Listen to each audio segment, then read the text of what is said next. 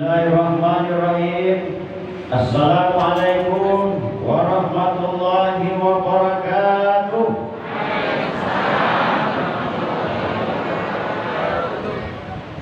Di balik tonggak, dua orang nak menjawab soal mampu asik dengan HP. Di siko di kurang pak. Aku datang jauh dari Sumpu untuk menyampaikan supaya bapak-bapak ini itu serius ya. Dan judul telah terpampang sebagaimana di awal saya pada hari ini. Supaya bapak ibu jangan berdosa lantaran salam saya ibu bapak ibu tidak menjawab. Dosa itu ya.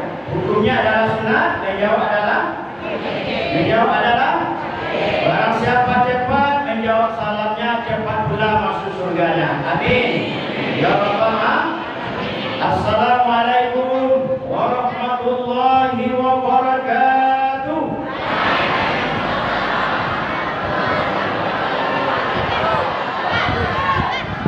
Alhamdulillahilladzi jabaril azim al-qahharil qadim al-ghaffarir rahim.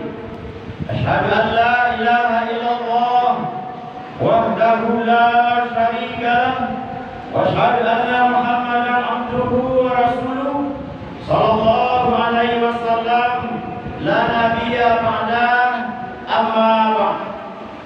Yang saya hormati panitia Ramadan Masjid Syuhada Pelangi, kemudian remaja masjid, Bapak, Ibu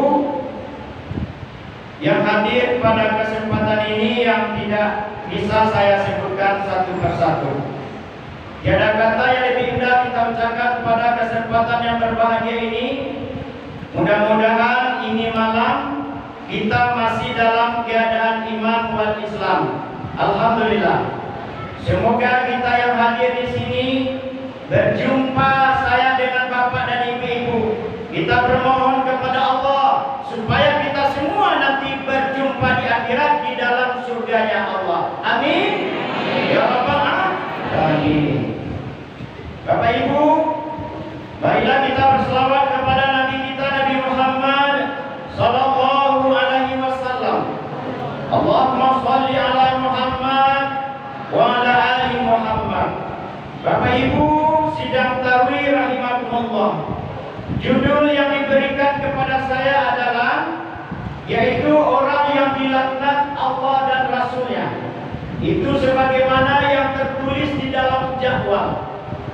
Orang yang dilaknat Allah dan Rasulnya.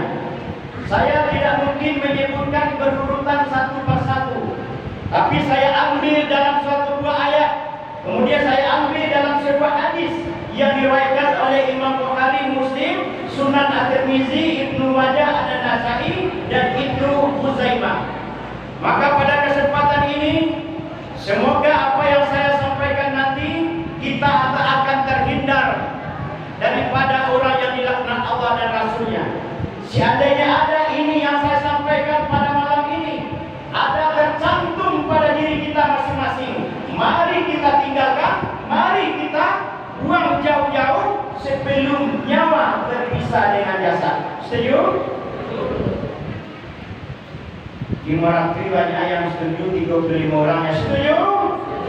Setuju?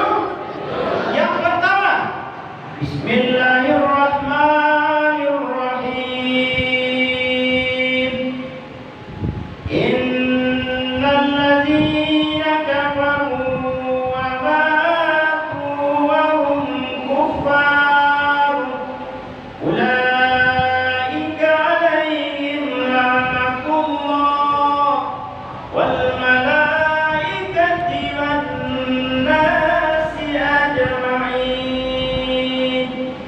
Surat Al-Baqarah 161. Sesungguhnya orang-orang kafir dan mereka mati dalam kekafirannya itu, mereka itulah yang dilaknat oleh Allah, mereka itulah yang dilaknat oleh malaikat, dan mereka itulah yang dilaknat oleh manusia seluruhnya di atas permukaan bumi ini. Ini yang pertama, orang yang dilaknat oleh Allah, yaitu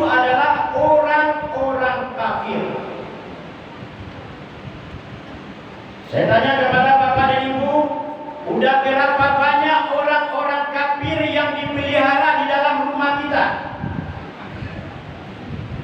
Ini pertanyaan kita yang bertanya dan kita yang menjawab. Udah berapa orang yang tinggal orang-orang kafir di rumah kita? Mereka kita beri makan, kita beri minum, tapi mereka dianggap kafir oleh Allah dan Rasulnya. Ini pertanyaan kita. Mungkin saja istri atau suami, mungkin saja menantu atau cucu. Dan inilah yang akan kita terangkan pada kesempatan ini malam. Kafir, kafar, yang buruk, kufur. Al-kafirun artinya adalah orang-orang kafir. Saya tidak ada melihat di masjid ini orang kafir, semuanya muslim. Ya, mungkin di luar sana ada yang kafir. Moga-moga ini sampai ke telinganya. Apa bedanya? Baiklah dulu. Bedanya antara orang kafir dengan muslim adalah tarkus sholat, yaitu meninggalkan sholat. Seandainya ada anak menantu kita di rumah, cucu kita yang tidak mereka sholat, menurut pandangan Allah adalah mereka kafir, dan inilah yang akan dilaknat oleh Allah dan malaikatnya serta manusia seluruh di atas permukaan bumi ini. Laporan apa? Dua dia banyak kan? Dua kali ada dia. Dan kenapa orang yang meninggalkan sholat itu adalah kafir? Padahal Allah menjadikan wa ma khalaqtul jinna wal insa illa liya'budun, dan tidak aku jadikan jin dan manusia itu adalah kecuali adalah untuk mengabdi kepada Allah Subhanahu wa taala, untuk melakukan rukun dan sujud kepada Allah Subhanahu wa taala. Seandainya ada manusia hidup di atas permukaan bumi ini, mereka tidak mau melakukan sujud dan rukun kepada Allah, berarti menurut pandangan Allah adalah mereka kafir. Sekarang bagaimana konsekuensi hukumnya orang kafir? Saya di mana saja Pak, sampai ke Solo Selatan saya bicarakan, sampai ke Pasaman juga saya bicarakan. Banyak sekarang orang-orang Islam tetapi adalah mereka kafir. Di dalam KTP-nya Islam tapi perbuatannya kafir. Ketika mereka menikahkan anaknya, seminggu sebelum menikahkan anaknya itu mereka sholat. Setelah seminggu lagi mereka tidak sholat. Dan ini akan saya terangkan kepada kesempatan ini kepada Bapak dan Ibu, bagaimana konsekuensi hukumnya orang kafir ini. Pertama di dunia adalah mereka tidak berhak menikahkan anak kandungnya yang perempuan atau di bawah pengasuhannya. Ini banyak terjadi. Ini kepada Bapak tua, Bapak pengurus, hati-hati. Maka mereka tidak sholat, berani-beraninya mereka menikahkan anaknya dengan seorang muslim, padahal mereka kafir. Tidak sah nikah seseorang yang menikahkan anak kandungnya, padahal mereka itu sholat hanya 1 kali 1 minggu, hanya 1 kali, hanya 2 kali dalam setahun. Banyak itu Pak. Ketika mau menikahkan anaknya mereka baru sholat. Setelah seminggu menikahkan anaknya mereka tidak sholat. Mereka adalah perbuatan kafirnya. Maka orang ini nanti akan dilaknat oleh Allah Subhanahu wa taala. Yang pertama, konsekuensi hukumnya. Yang kedua, orang kafir ini tidak berhak mewarisi harta warisan. Walaupun saudara muslimnya hartanya banyak, tapi mereka meninggalkan sholat, apalagi sholat 5 waktu dalam sehari semalam, mereka tinggalkan, maka seluruh harta warisan itu tidak berhak diberikan kepada orang yang kafir itu. KTP-nya lah Islam Ustaz, iya benar betul. Tinggal di lingkungan Islam betul. Tapi bagaimana keislamannya? Islam itu dapat dilihat Bapak dan Ibu. Kalau mereka melaksanakan sholat 5 waktu dalam sehari semalam, berarti mereka Islam bukan kafir.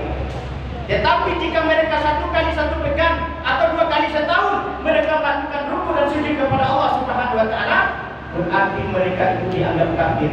Sedangkan Nabi kita, Nabi Muhammad, telah dijamin masuk surga, bahkan bengkak-bengkak kakinya untuk melakukan sholat di tengah malam. Apalagi kita tidak rasul, tidak sahabat, tidak buya, tidak kiai. Tetapi kenapa sholat 5 waktu kita tinggalkan di dalam kehidupan kita sehari-hari? Namanya adalah kafir. Bapak Ibu yang saya muliakan, konsekuensi orang kafir di dunia ini, pertama, sembelihannya haram dimakan. Ini sengaja saya sampaikan pada kesempatan ini Bapak, kadangkala ada di dalam adat yang menyembelih binatang ini harus dia, padahal mereka tidak sholat. Sholatnya hanya 1 kali 1 pekan. Kalau itu yang dimakan, haram dagingnya kita makan, saudara.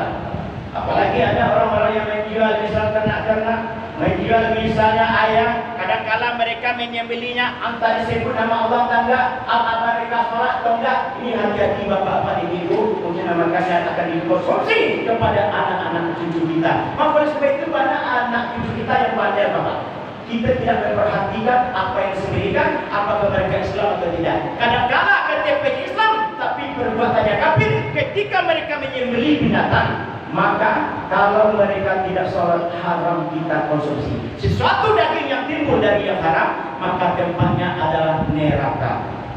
Bapak Ibu yang saya muliakan, itu adalah konsekuensi hukumnya orang kafir yang akan dilaknat oleh Allah Subhanahu wa Ta'ala, dan juga mereka haram masuk kota Mekah. Itu jelas. Nah, sekarang mari kita bertanya, udah berapa banyaknya sekali lagi orang kafir yang tinggal di rumah kita? Tolong sampaikan pesan kepada suami dan istri kita, kepada menantu kita, anak cucu kita. Kalau Anda tidak sholat, Anda adalah kafir menurut pandangan Allah dan Rasulnya. Dan ini adalah tugas para pemangku adat. Kalau dapat hendaknya kalau menikahkan anak, sanak keponakan, tanya dulu, lain sholat atau tidak? Lain bisa baca Quran atau tidak? Maka penghulu datuk di dalam adat Minangkabau bisa berperan untuk mengangkat derajat Islam ini kepada sanak keponakan. Kalau dia sholat, baru ditekali dulu oleh Abu Sureko untuk dia juga Kakak. Tetapi sekarang banyak di antara para pemangku kita ada kita yang tidak memperhatikan, ya. Yang tidak memperhatikan apa mereka sholat dan apa bisa baca Quran atau enggak. Dan ini adalah laknat Allah kepada orang-orang kafir. Ibu, paham itu? Lain paham bu? Lain pada orang. Aduh bu balik tadi, lain pada orang kafir. Ya. Dan konsekuensi hukumnya orang kafir ini, dan tidak boleh disolatkan jenazahnya. Ya. Ada dia meninggal, ya. Dia kafir menentang perintah Allah. Kalau mereka mati, la tusalli ala ahadin minhum mata. Janganlah sekali-kali engkau solatkan orang yang tidak solat, dan jangan kamu berdiri di kuburnya, karena adalah mereka itu menentang Allah dan Rasulnya. Lihat itu. Solatnya sekali-sekali. Saya pernah dijadikan imam solat, saya tanya, dan saya lihat di kampung saya terjadi, kadang-kala mereka sholat Jumat, kadang-kala sekali sebulan nampak munculnya. Enak, sholat ya sehari-hari juga begitu, meninggal dia. Bahkan menangis istrinya, menangis anaknya. Katanya saya harus menjadi imam sholat itu. Saya katakan no way. Karena apa? Mereka bukan saudara saya yang seiman. Karena kita tahu mereka adalah sudah menentang Allah dan Rasulnya, mereka kafir kepada Allah. Sedangkan Allah mereka tentang, apalagi saya tidak mau sholatkan. Sedangkan Allah larang, jangan sekali-kali engkau sholatkan. Yang sholat itu adalah 5 waktu dalam sehari semalam. Bukan sekali sebulan, bukan 2 kali setahun. Itu kelihatannya Islam seseorang di dalam negara Islam ini dapat kita lihat bagaimana mereka mendirikan sholat 5 waktu dalam sehari semalam. Ditanya oleh para sahabat, ya Rasulullah, bagaimana kalau kami telah bisa melaksanakan sholat 5 waktu dalam sehari semalam? Apakah kami masuk surga? Insya Allah masuk surga. Bagaimana kalau kami tambah dengan sholat sunatnya, dengan tambah infak sedekahnya, baca Al-Qur'annya, takmirnya, membantu fakir miskin, membangun pesantren dan segala macamnya? Silakan kamu masuk di pintu mana saja kamu masuk. Pintu surga itu 8 banyak. Beginilah. Maka pada kesempatan bulan suci Ramadan ini, mari kita perbanyak amal ibadah kita supaya kita jangan kafir kepada Allah Subhanahu wa Ta'ala. Bapak Ibu yang saya muliakan, itu menurut Al-Qur'an. Ya. Menurut Al-Qur'an. Kemudian laknatullah ala qaumiz zalimin. Allah melaknat kepada orang-orang yang zalim. Apa artinya zalim? Adalah menganiaya, baik menganiaya diri maupun orang lain maupun lingkungan. Zalim kepada diri, zalim kepada orang akan dilaknat oleh Allah. Menzalimi pemimpin, menzalimi rakyatnya akan dilaknat oleh Allah. Pemimpin yang menzalimi hak-hak rakyat, merampas hak-hak rakyat juga nanti akan dipertanggungjawabkan di mahkamah Allah kadira berjari nanti. Bapak Ibu yang saya muliakan. Kemudian di dalam hadis Ar-Rashi wal Murtashi, sogo manyogo kakunya dalam darahku. Kalau ada bapak, ibu mempunyai anak ingin jadi polisi, ingin jadi tentara, ingin jadi pegawai supaya mereka lulus, supaya mereka diterima, disogok 300 juta, 400 juta, akhirnya mereka diluluskan menjadi TNI, Polri atau ASN, akhirnya mereka bergaji sekian puluh juta satu bulan. Makanan itu yang diterima setiap bulan itu akan menjadi darah daging, dan ini adalah akan datang laknat Allah sampai hari kiamat. Kecuali kalau mereka mundur dari sogo itu. Ini banyak Pak. Ini banyak terjadi. Mudah-mudahan di mesin ini tidak. Tapi saya lihat ya ada juga yang telepon. Mudah-mudahan di mesin ini tidak. Ini juga terjadi Pak di Manado. Di Manado. Ya. Mudah-mudahan di sini saya nggak ada lihat sepertinya. Kalau di Manado banyak itu. Demi suksesnya, demi ingin menjadi pejabat, disogok. Akhirnya gaji mereka yang mereka makan, yang mereka sumbangkan adalah sumbangan yang haram, dan ini akan mendatangkan laknat Allah kepada orang yang seperti ini. Bagaimana kalau matinya? Matinya ketika diajarkan kalimat la ilaha illallah, mereka tidak akan bisa mengucapkannya. La ilaha illallah. Karena apa? Mereka telah menyayang, mereka telah kafir, dan mereka semua rezeki itu adalah yang mereka makan adalah dari yang haram. Oleh sebab itu hati-hati Bapak Ibu, supaya jangan dilaknat oleh Allah. Hindarkan sifat-sifat kekafiran, hindarkan sifat-sifat kezaliman, hindarkan sifat-sifat kemunafikan. Bahaya munafik, na iyo dikatoni ndak, na indah dikatoni iyo. Lidahnya baca palapan. Na putih dikatoni hitam, na hitam dikatoni putih. Kalau ulama yang salah ngecek langsung ditangkap. Tetapi kalau orang non muslim yang berbuat, ya itu dibiarkan saja. Saya sedih melihat berita-berita ketika imam masjid pulang sholat tarawih langsung dibacok, tidak ada yang ngomong, tidak ada yang baik wartawan dan segala macam, tidak ada yang berbicara. Tetapi jika non muslim sama saja berbuat, gempar seluruh dunia. Tapi kenapa Islam diancam seperti ini, saudara-saudara? Ini adalah ancaman bagi orang-orang kafir kepada Islam. Kalau bapak-bapak, ibu, saudara tidak hati-hati di masjid kita ini, nanti akan ada orang gila yang pura-pura gila yang membunuh imam masjid kita, yang membunuh kaki kita, yang membunuh biar kita. Karena apa? Mereka biarkan saja. Ini kita udah kapas dulu ada batang pisang, tapi pas dulu bulan Januari Banggalanggang atau namanya. Ini adalah kenyataan yang kita lihat dalam situasi dan kondisi saat ini. Bapak Ibu, semoga nanti kita selamat. Khusus Kabupaten Sejunjung ini hendaknya jangan terjadi apa-apa. Kita saling menghargai, memahami. Walaupun kita adalah umat Islam banyak di Kabupaten Sejunjung ini, ya kita hargai agama-agama lain supaya jadi tenteram. Kadang-kadang ini dia sedikit seolah lagi berpuasa, Bapak. Dia sedikit seolah lagi berpuasa, tapi orang-orang yang bodoh, Islam yang bodoh, dibiarkan saja mereka berbuat seperti itu. Tidak ada menurut aturannya. Aturan menurut undang, aturan menurut peraturan-peraturan yang ada. Bapak Ibu yang saya muliakan, oleh sebab itu tadi konsekuensi hukumnya orang kafir ketika berada di dunia. Sekarang kita tinjau bagaimana konsekuensi hukumnya di akhirat. Orang-orang kafir, kalau mereka meninggal bapak dan ibu, diajarkan kalimat la ilaha illallah di telinga kanannya, mereka tidak akan bisa jawab.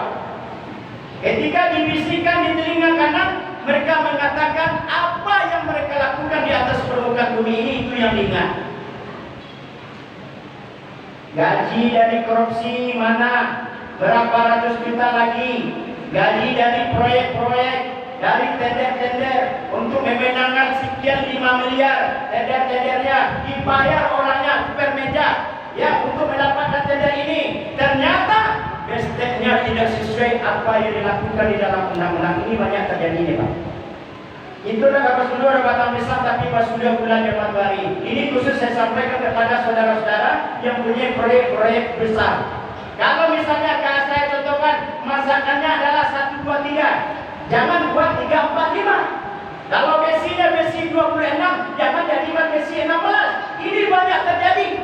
Ketika saya dulu menjadi ketua LSM, Lembaga Swadaya Masyarakat Super, ya, kadang-kala rejinya saya tahu masakannya karena saya mempunyai adik dan famili bagaimana lapor ini.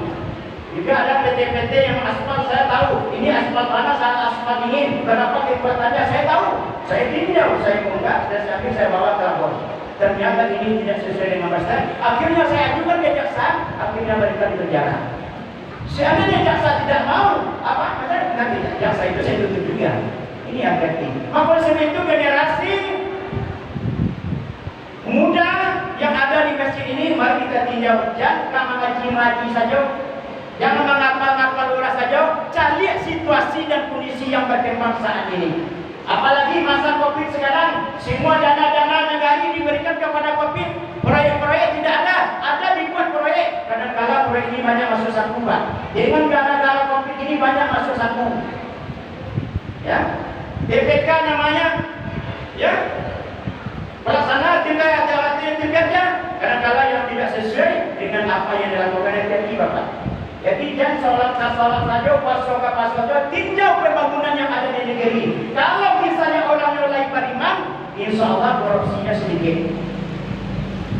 Apalagi dijadikan DPK Imam Masjid, kalau korupsi seketek itu Pak. Tapi nyodak semayang. Orang kafir lain sembahyang 2 kali setahunnya, jangan diangkat menjadi pimpinan proyek di negara. Karena apa? Banyak korupsinya daripada yang mereka kalikan daripada pembangunan. Jadi begini, sementara pagi kan ditamir di negara yang PKPK. Ini jadi Bapak Ibu. Bagaimana misalnya ketika mayat orang-orang kafir ini telah dibungkus, kemudian mereka mau diantarkan ke kuburan. Jika adalah mereka kafir kepada Allah Subhanahu wa taala, sebelum diangkat di atas orang mengantarkan ke kuburan, ada berdoa. Orang kafir berkata, celakalah nasibku ini, celakalah nasibku ini. Hendak kemana aku akan kau bawa? Tinggalkan aku, rohnya menjerit-jerit kesakitan. Sehingga jeritan ini dapat didengar oleh semua makhluk Allah kecuali adalah jin dan manusia. Kenapa manusia tidak didengarkan oleh Allah? Seandainya manusia mendengarkan jeritan orang-orang kafir itu, niscaya manusia itu terjatuh tersungkur di tempat itu juga. Wa kadzalika najzil mujrimin. Demikian azab Allah ditimpakan bagi orang-orang berdosa. Coba bayangkan Bapak Ibu dibungkus seperti ini dengan kapan? Ya, anggap ini mayat. Seandainya tidak ada amal ibadah yang kita lakukan, kita adalah orang-orang kafir kepada Allah. Bagaimana nasib kita? Ini adalah kesedihan yang terjadi pada kita. Ya, di saat itu kita boleh sadar. Ya Allah, kembalikan saya ke dunia, kembalikan, tapi nasi dalam menjadi kubur. Bapika nak sambil bapika sambil bakuli dalam padi. Mana minakan ronda mai wa imunani indah talangalai fa'ajiyai.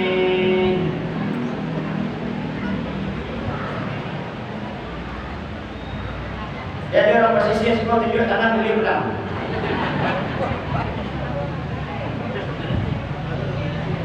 Manangi kaisa dua pamano mate pintu ipandana ya jaman dena tatapa tilo masonyo kabata uduandai.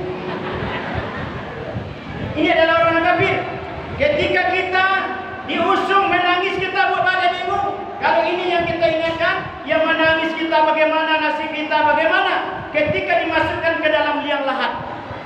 Di liang lahat, dimasukkan di dalam tanah nama kotak, diambil gumpalan tanah, dikalangkan ke punggung awak. Gumpalan tanah itulah menjadi kasur seratowan tadi. Kemudian dihadapkan muka ke kiblat. 7 langkah orang menimbulkan lari, kita sudah ditanya oleh malaikat munkar nakir. Jika kita adalah orang-orang yang zalim, jika kita adalah orang-orang yang kafir, jika kita adalah orang-orang yang munafik, jika kita adalah orang-orang yang korupsi, jika kita adalah orang yang suka menipu di dunia ini, ketika malaikat munkar nakir bertanya, "Ma Rabbuka?" Siapa Tuhanmu? Mereka menjawab, Tuhanmu adalah pangkat. Kenapa mereka menjawab majib pangkat? Karena selama hidup di atas permukaan bumi ini, mereka sibuk mencari pangkat yang tinggi, halal, haram, hatam tadi. Pokoknya menjadi kapal dinas, asal layado, piti dan 2 terakhir kita dia di bagian, asal dapat kapal dinas. Besok kan lain dapat untuk itu. Ya, anggaran 2,5 miliar setahun, 1 miliar kesatuan pulang dalam balik. Ini adalah orang-orang yang korupsi banyak Bapak dan Ibu. Ingin menjadi pejabat, tidak mudah menjadi pejabat. Ya, di sini saya banyak nih pejabat-pejabat di masjid ini. Mudah-mudahan Bapak dan Ibu sadar. Kalau ada dari hasil korupsi yang Bapak bangun, Bapak belikan mobil, Bapak dirikan rumah yang bertingkat tinggi, harta yang banyak di bank, tolong kembalikan besok pagi, jual rumah dan mobil itu dari hari korupsi itu. Kemudian setelah dapat uangnya berikan kepada saya.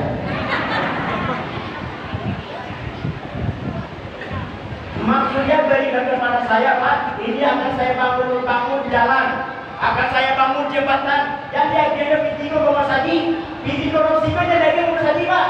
Yang diagen ke anak yatim, yang diagen fakir miskin, haram hukumnya. Ini banyak nih, Pak. Ya ada teman saya, ada nyumbang 10 liter, nanti Mas berita, Pak sih dari kursi proyek Mas tak astagfirullah. Lelaki ke tengah masjid, ya. Karena aku menjadi pengurusnya, aku tanggal dari aku atau nggak kecewa si kursi. Wah, bukan ya, bukan kalau aku ketua. Mau tahu deh, karena orang tahu aku. Ulang ada seperti ini. Ada kematian juga ada Pak Eko jadi hadas kan ya. Alat tiba, marah bukan siapa Tuhanmu? Tuhanku adalah harta. Karena apa? Selama hidup di atas permukaan bumi ini, sibuk mencari harta kekayaan. Dari yang tidak halal, dari menjual bir, TKW, brandy, sabu-sabu, orang puasanya bukanya warung, dan jualnya brandy, martini, vodka, sabu-sabu, diberikan ke rumah, disekolahkan anaknya. Itu adalah semuanya hasil akan dipertanggungjawab dari malaikat Allah bagi Rabbul Jalil nantinya.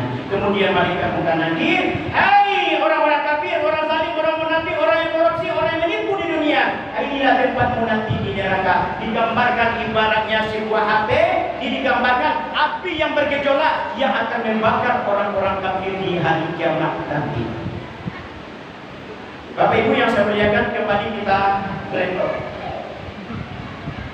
Bagaimana kalau bagi orang muslim, orang yang beriman, mereka sholat, mereka puasa, berinfak, bersedekah, memberi bantuan kepada fakir miskin dan segala macamnya. Sebelum munkar nakir itu datang, mereka memakai pakaian seperti pengantin, pakaian yang baguslah.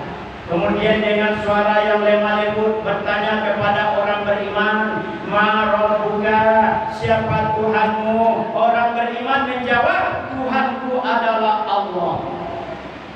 Jika pertanyaan pertama ini dapat dijawab, menjelang kiamat mereka mendapat ketenangan.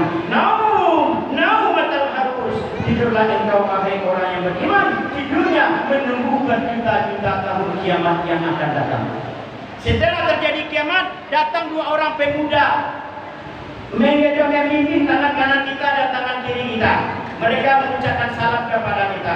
Assalamualaikum. Waalaikumsalam. Siapa engkau? Lupakah engkau dengan aku? Iya. Siapa engkau? Lupa kau? Iya. Aku adalah amal ibadah salatmu, amal ibadah puasamu, amal ibadah hajimu, amal ibadah zakatmu, infakmu dan segala macam bacaan Quran. Ini adalah saya. Mari kita ke surga. Ini adalah bagi orang-orang yang beriman. Bapak Ibu yang saya muliakan, oleh sebab itu tolong di rumah nanti